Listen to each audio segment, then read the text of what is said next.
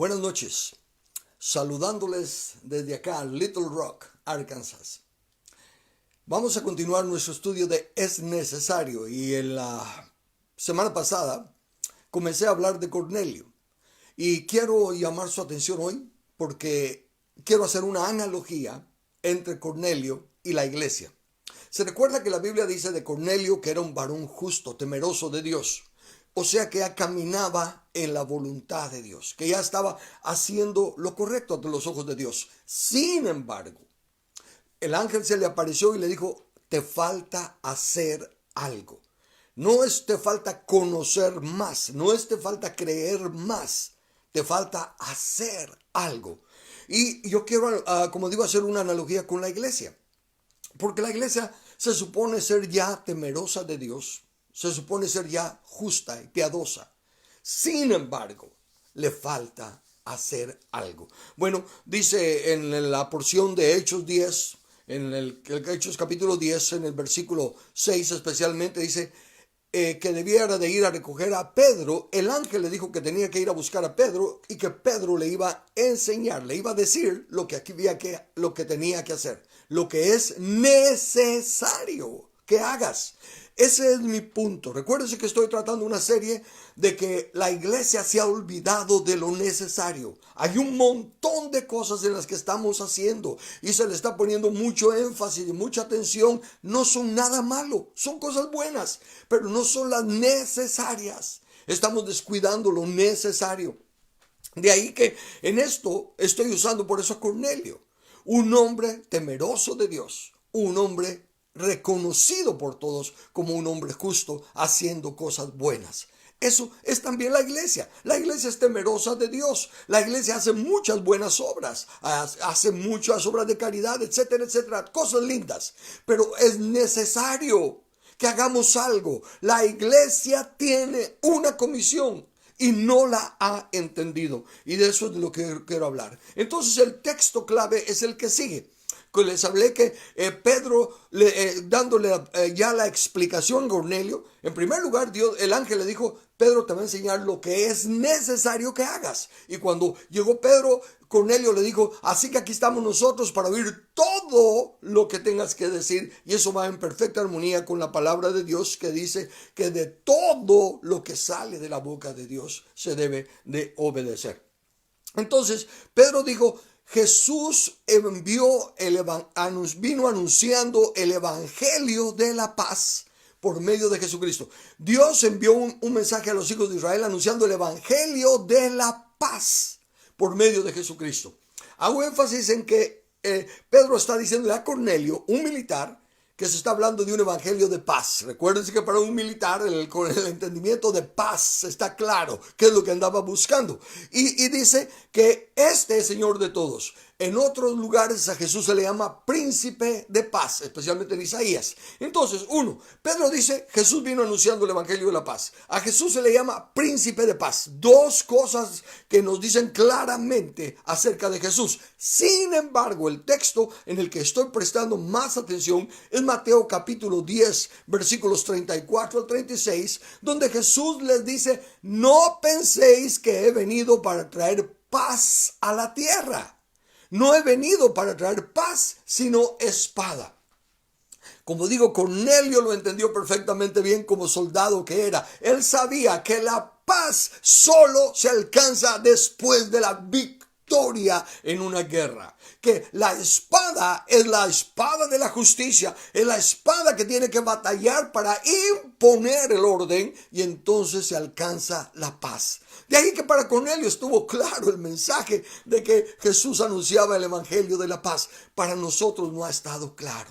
Para nosotros siempre hemos estado buscando primeramente no el reino de Dios y su justicia, que es la espada, sino que el gozo y la paz. Dice, el reino de Dios es justicia, paz y gozo en el Espíritu Santo, y queremos la paz y el gozo y no entendemos que esos son frutos que tienen que venir de aplicar la justicia. Por eso Jesús nos dice, buscad primeramente el reino de Dios y su justicia. Entonces aquí, ya teniendo esta claridad, yo quiero enfocarme ahora en la palabra contención, porque Jesús sigue diciendo, porque he venido para poner en disensión, perdón, no contención, disensión al hombre con su padre, a la hija con su madre, a la nuera con la suegra, y los enemigos del hombre serán los de su casa. Ese es un cuadro feo, pero por lo tanto entendamos por qué.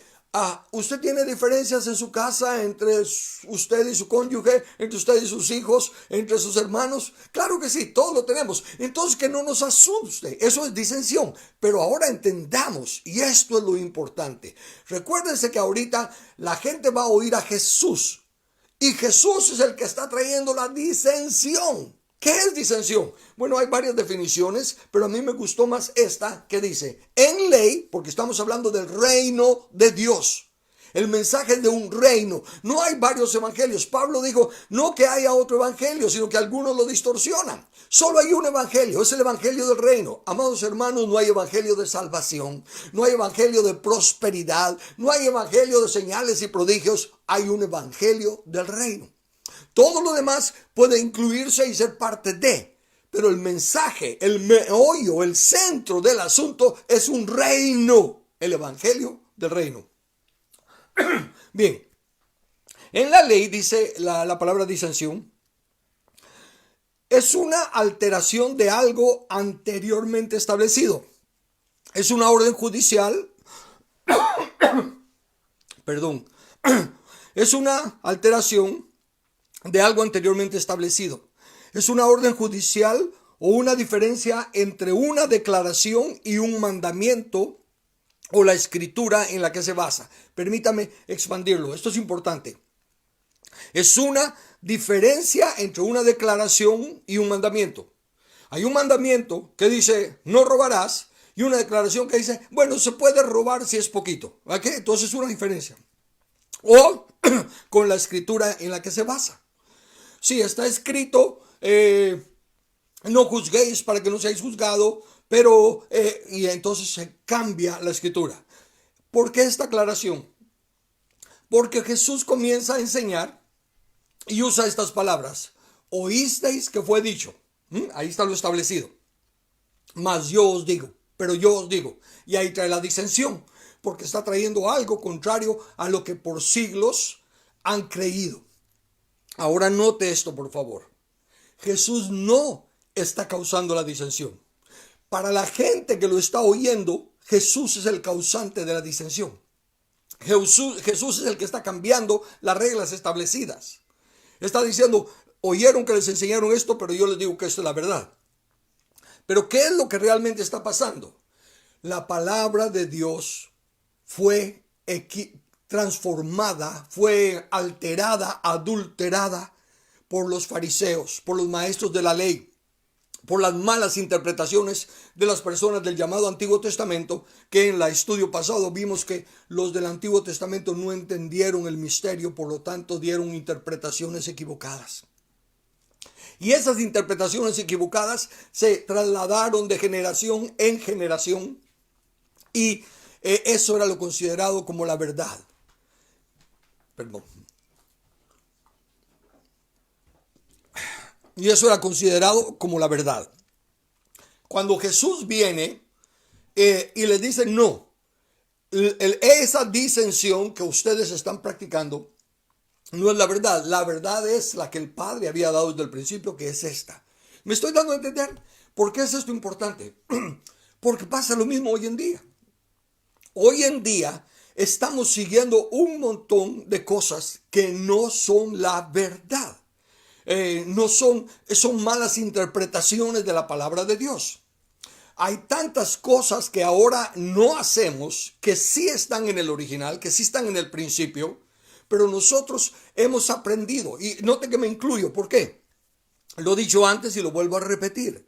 Llevo más de 52 años en el ministerio. No en la denominación en la que me convertí, me llevaron al evangelio, en la denominación que reconocí mi necesidad del Señor Jesús como mi Salvador. Crecí con esa doctrina y la defendí, la prediqué y fui nombrado ministro de esa doctrina. Pero una cosa sí hago. Como cuando me predicaron el evangelio fue en una plataforma petrolera rodeado de mar y cielo. No iba a ninguna congregación. Leía la Biblia y la comencé a leer desde Génesis. Entonces, cuando yo ya me uní a una congregación, yo ya llevaba un conocimiento de las Escrituras. Y poco a poco, como seguí con la disciplina de la lectura de la Biblia, empecé a notar que mi denominación decía esto, pero yo estaba leyendo esto, y al fin fui cambiando mi entendimiento. Y me di cuenta que mi denominación enseñaba lindamente el valor de la palabra y decía cosas muy buenas, pero se limitaba en este otro aspecto. Y entonces yo empecé a cambiar. Aparentemente yo fui el que estaba causando disensión. ¿Por qué? Porque me di cuenta que esto limitaba el escrito está. Pasé a una segunda denominación y luego a una tercera denominación, porque conforme yo iba viendo las cosas de la Biblia, quería ir aplicando mi vida a las cosas de la Biblia. Y decía claramente, tenía un programa de radio desde hacía muchos años, y yo enseñé una serie sobre la segunda venida de Cristo bajo esta doctrina.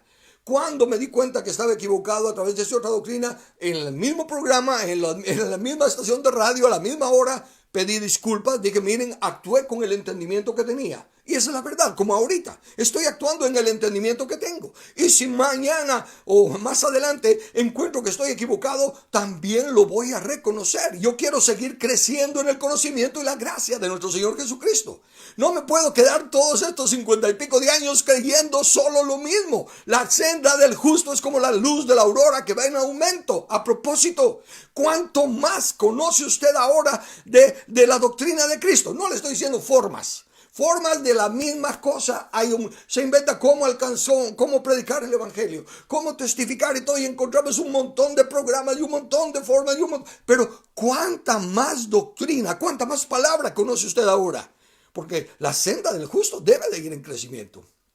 Entonces, Jesús estaba enseñando la verdad, pero se había creído una disensión, y ahora el que acusaban de disensión era a Jesús. Lo mismo, digo, está pasando con la iglesia. La disensión está en que Dios, vayámonos al principio, dice, Jesús estaba corrigiendo lo que las tradiciones de los hombres habían hecho de la palabra de Dios. Jesús mismo se lo dijo a los maestros de la ley: ustedes por sus tradiciones rinden inoperante la palabra de Dios. Ustedes con sus tradiciones rinden inoperante la palabra de Dios. En otra ocasión les dijo: ustedes han quitado las llaves del reino, ni entran ni dejan entrar. Porque a los que quieren entender más, rapidito los dicen rebeldes, están saliendo de la doctrina sana y todo lo demás, y hasta de herejía. A mí hasta de hereje se me acusó una vez. Así que no importa. El punto es este: hay una gran diferencia en lo que la iglesia tiene que hacer. Es necesario que lo haga. ¿Qué es? Regresar al principio. No le voy a hablar de algo nuevo. Fíjese, dice en que no basta conocer, no basta ser piadoso y temeroso de Dios. Es necesario que hagas algo. ¿Y qué es lo que nosotros tenemos que hacer? Bueno, Jesús dijo que Él vino a presentar el evangelio del reino de la paz. Pablo, fíjese, Pablo hablándole a los, creo que eso fue a los filipenses, sí. En el capítulo 3, él les dice que él se puede jactar también en la carne. Y termina su discurso diciendo en el versículo 6, en cuanto a la justicia que es en la ley, irreprensible. Pablo era considerado irreprensible en la sedición en la que estaba. Porque la sedición que él había aprendido, en esa sedición, él ya llegó hasta lo máximo. Cornelio también está aprendiendo simplemente la sedición que los fariseos le están enseñando. Y Cornelio está haciendo solo lo que la sedición dice, pero no está haciendo lo que es necesario. Cápteme, por favor. Muchas de las cosas que está haciendo la iglesia, insisto, no son malas, pero no son las necesarias. Por ejemplo, para cambiar la nación, somos la luz del mundo y la sal de la tierra. No podemos estar orando, nada más. No podemos estar dándole vueltas al palacio y matando al hombre fuerte y todas esas cosas que por años se han hecho y no cambian nada, porque no se está haciendo lo que es necesario. ¿Qué es lo necesario? Bueno, déjenme regresar al principio. Vayamos a la ley de la primera mención. ¿Se recuerda lo que esa ley es? Cuando algo se menciona por primera vez, ahí está su naturaleza, ahí está su género, su valor, en fin. Eso es lo que lo va a identificar a lo largo de las Escrituras. Y note lo que dice la ley de la primera mención. Dijo Dios, hagamos al hombre a nuestra imagen y semejanza y señoree. Por favor, medite esto. Razónelo usted. Si dice Dios que lo primerito que dice Dios, ley de la primera mención, lo primerito que dice Dios que es su semejanza, es señorear. Hagamos al hombre a nuestra imagen y semejanza y señoree. Es lo primerito que dice Dios. Luego cuando da la comisión, ¿cuál es la comisión que le da al hombre? Creó Dios al hombre a su imagen y semejanza, varón y hembra los creó y les dijo, fructificad, multiplicados, llenad la tierra y sojuzgadla y señoread. ¿Ve? La imagen que Dios quiere que representemos es una imagen de señores, de señorear sobre toda la propiedad de Dios. Si de Jehová es la tierra y su plenitud, nosotros somos sus mayordomos. Debemos de estar a cargo de la tierra y su plenitud. Debemos de establecer el reino de Dios y su justicia. Nos enseñó a orar, venga tu reino, hágase tu voluntad aquí en la tierra, como es hecho en el cielo.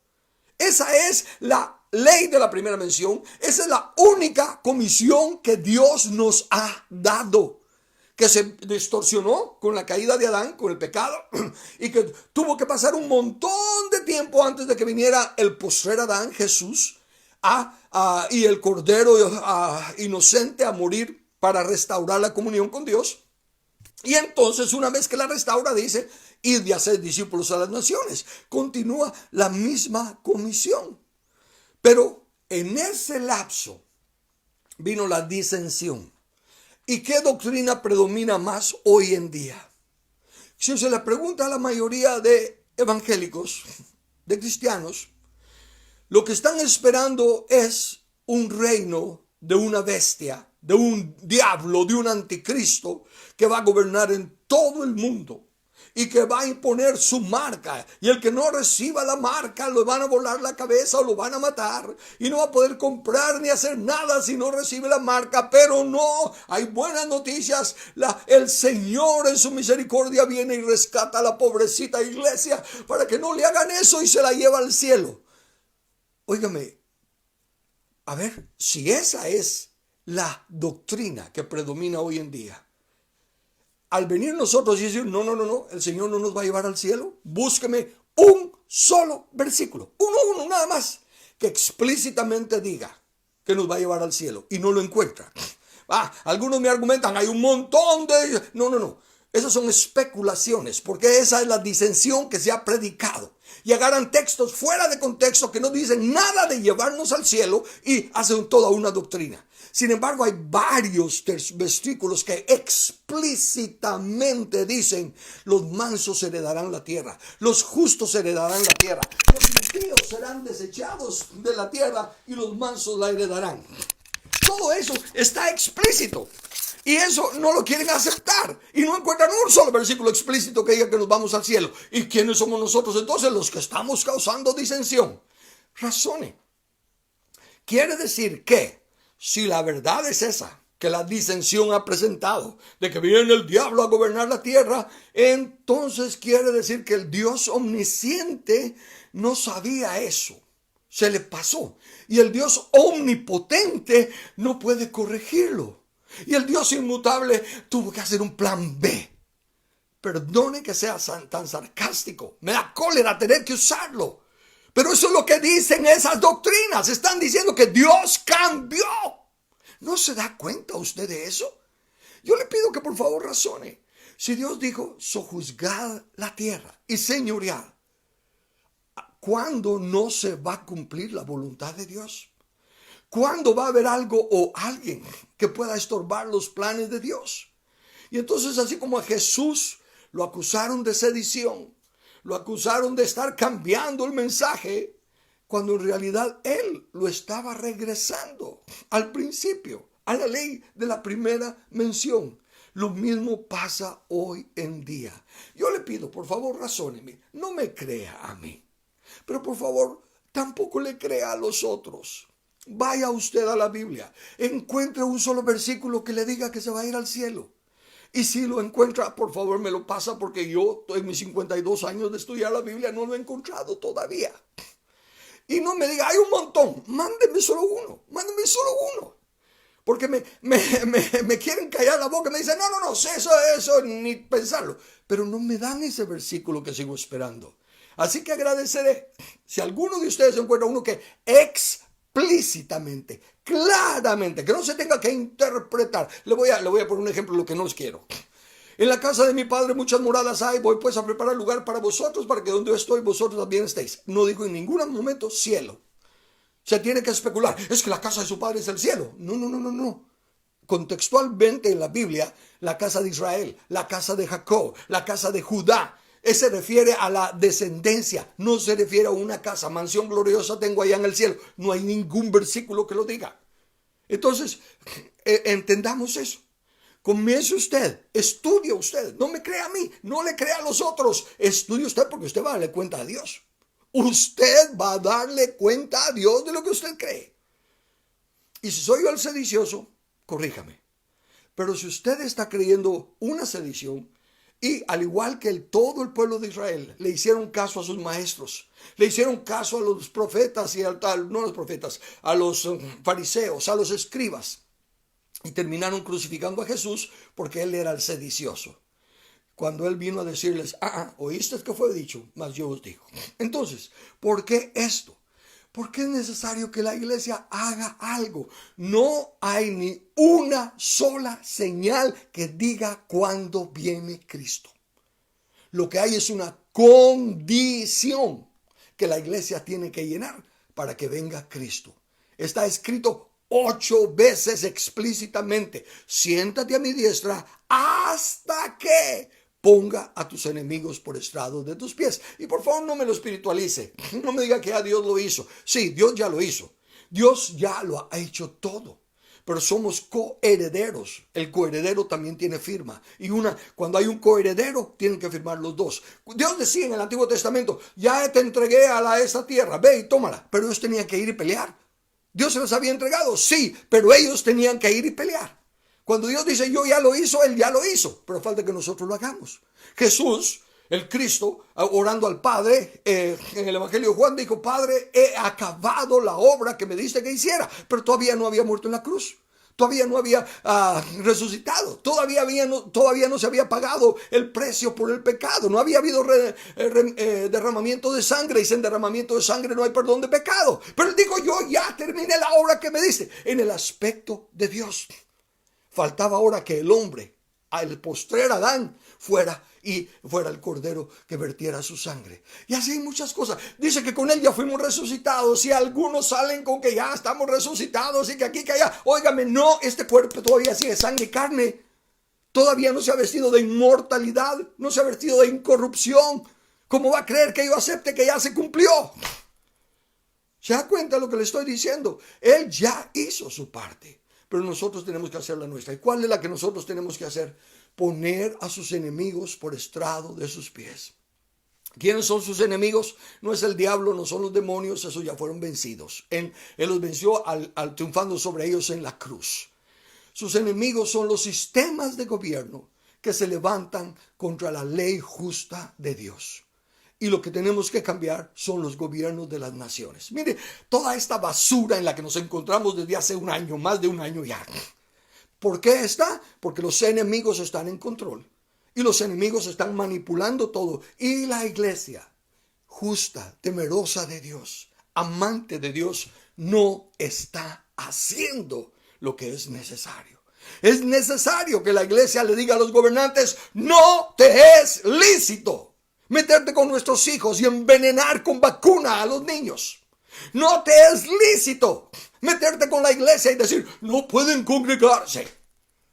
Iglesia, ¿dónde estás? Líderes eclesiásticos, ¿dónde están? Están creyendo una mentira y están actuando olvidándose de que Jesús nos llamó a ser su imagen y semejanza y a señorear y a sojuzgar la tierra.